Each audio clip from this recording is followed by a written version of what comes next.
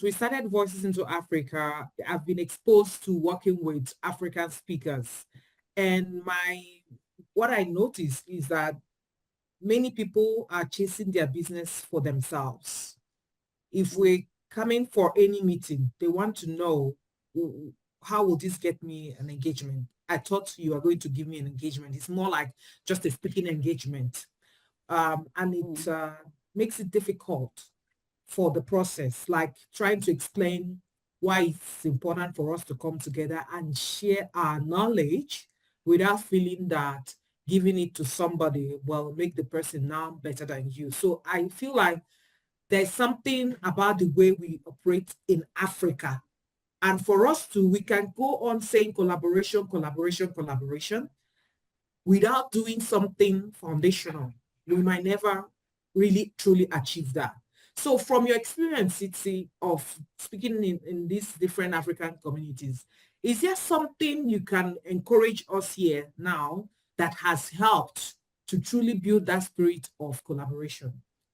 Because we want to build the African speaker for community with this Voices into Africa vision. What do you think we can do to truly help our people buy into this thing of, building together?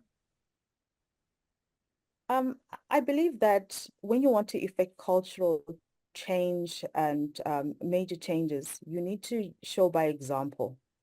So we see the potential of what we can do. And that's the important part because we're setting the vision. This is what we want to eventually get to. And then we start being practical and working what's on the ground. Are the people we're working with, are they putting in what they promised to put in? Are we making people accountable? Are they engaging in ways that they're benefiting as well as giving in ways that other people are benefiting? There's this video that I always share where I found it online one day. We had this one guy who was at a festival and he's just started dancing and he couldn't dance to save his life. But he was just dancing there and everybody sitting around him was looking at him like he looks like he was losing it. He was just dancing.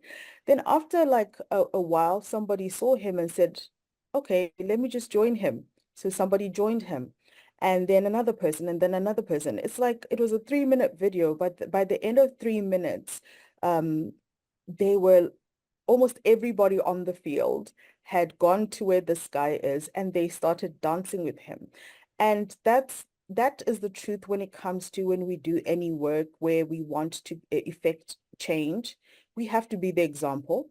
Somebody once said to me, pioneers get shot and settlers make money. So that means when we are pioneering something, you are going to face all the resistance because you're doing it alone. You're doing it as a group, you're doing it alone, but then you are almost a lone voice in a continent which this is about to have 2 billion people.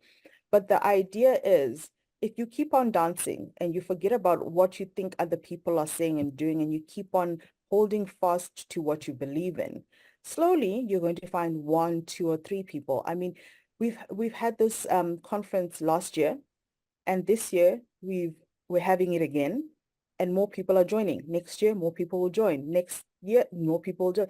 People will keep joining. And what we want is to then see the eventual vision where we see all these people on these stages sharing their stories, sharing, workshopping, making a change into the world simply because we started as a lone voice in the middle of nowhere and hoping against hope that more people are going to come, they're going to collaborate, they're going to work with us.